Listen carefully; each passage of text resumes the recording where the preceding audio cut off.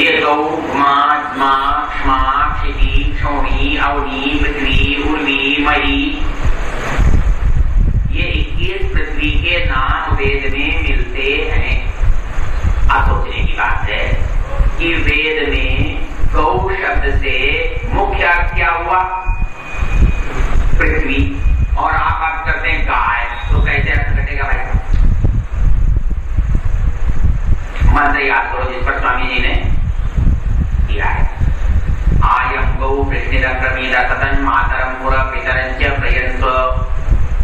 आयम गौ कृष्णिरक्रमीद, ये पृथ्वी मतलब घूमती है सूरज के सामने, तो वहां गौ का पृथ्वी होगा। दूसरी जगह कहां है?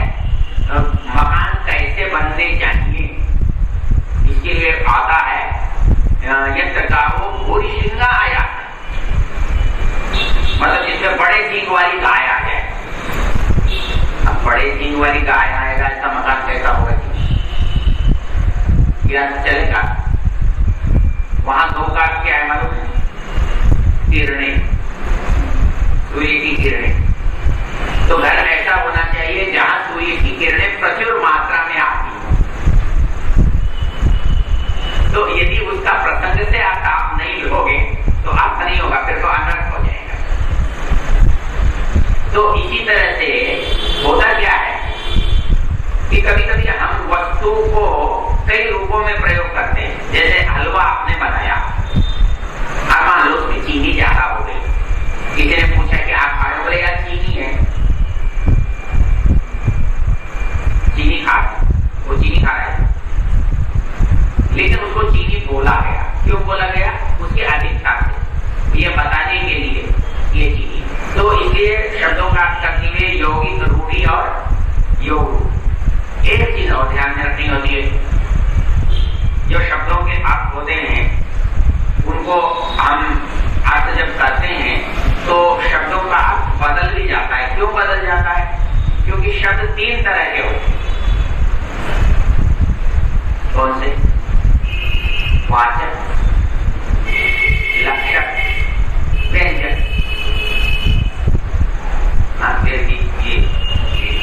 इंजीनियरिंग में तो मिलेगा वाचक, लक्षक, व्यंजक। वो 3 ही उनके अर्थ होते हैं, वाच्यार्थ, लक्ष्यार्थ, व्यंग्यार्थ। और उनकी 3 ही शक्तियां होती हैं, अभिधा, लक्षणा, व्यंजन। अब झगड़ा ये मैं आपको बता क्यों रहा हूँ, फालतू का विषय, ये कठिन विषय आपके किस काम का? आपके काम का ऐसे है कि आप गधे को गधा कहें तो आपको आपत्ति है। सही, गधा खड़ा है और आपने गधा कहा, कोई आपत्ति तो नहीं है। मनुष्य कहा तो मनुष्य खड़ा है, आपको कोई आपत्ति तो नहीं है। लेकिन आप बेटे को कहते हैं गधा कहीं का, तभी आपको आपत्ति नहीं होती। क्यों? तब तो वो गधा नहीं है, लेकिन आप उसको गधा कहते हैं। वो भी नहीं कहता कि मैं गधा नहीं हूं, दूसरा सुनने वाला भी नहीं कहता कि आप आदमी को गधा क्यों कह रहे हैं। ऐसा क्यों होता है? ये लक्षणा होती है। ये लक्षणा कब होती है? कि आप उसके किसी गुण को आप उस पर आरोपित कर रहे हैं। मतलब गधापन, मंदता, जड़ता, हटता, मतलब गधा हट्टी होता है, हटता नहीं। उसको बुद्धिहीन समझते हो, उसको मूर्ख समझते हो, इसलिए आदमी को आप गधा कहते हो। किसी को कहते हो अरे तो बैल है, ये तो सुअर है, ये तो ऐसा है, ये तो वैसा है। तो ये आप बताना चाहते हो किसी विशेषता को, इसलिए आप उस नाम से प्रयोग करते हो। तो इसको लक्षण कहते हैं। मतलब ये लक्ष्यार्थ भी होता है। और आपको आज करते समय ये देखना है कि अभिधा से यदि नहीं घटता वहां तो लक्ष्यार्थ घट सकता है, और लक्ष्यार्थ भी नहीं घटता वहां तो दुनिया में बुद्धिमत्ता का जो सबसे बड़ा मानदंड है वो है व्यंजना। मतलब जो व्यक्ति जितना ज्यादा बुद्धिमान होगा वो इस संदर्भ को उतना ज्यादा समझ सकता है। कैसे भला? होता क्या है, एक ही शब्द का प्रयोग आपने किया, लेकिन खड़े हुए जितने लोग थे उन्होंने उतने अर्थ समझे। अब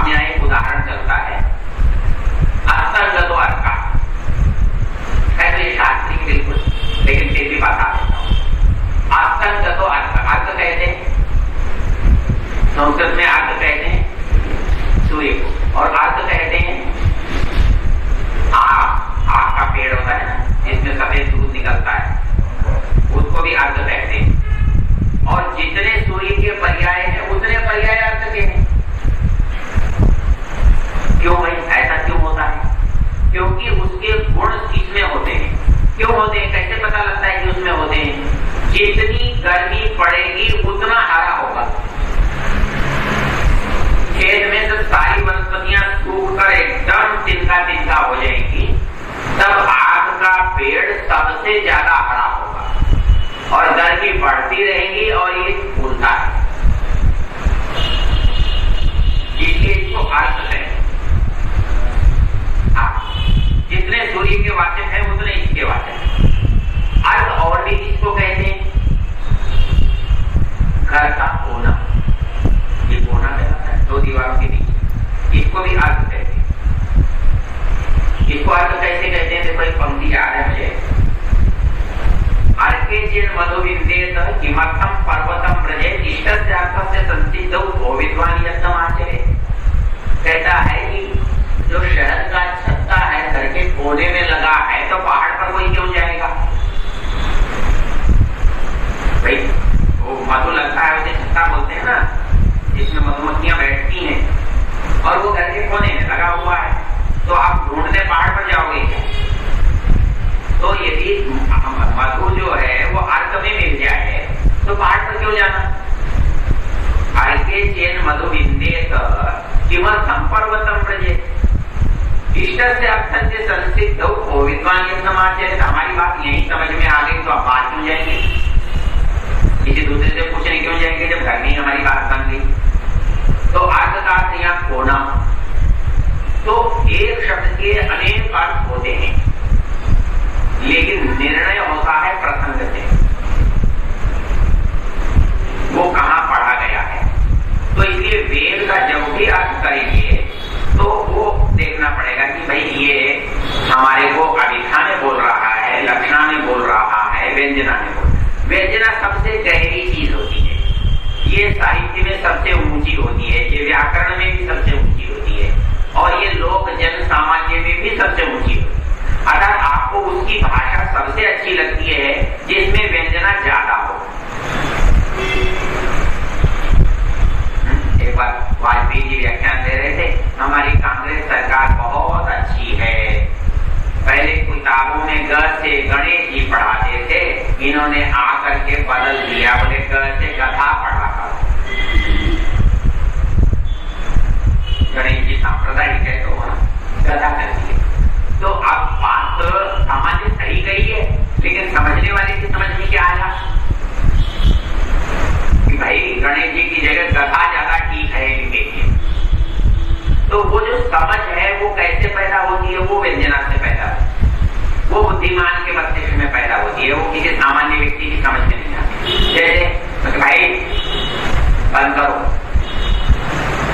आप बंद करो, तो जो जुड़ा हुआ आदमी है वो समझता है कि आप बंद करो, लाइट बंद करो,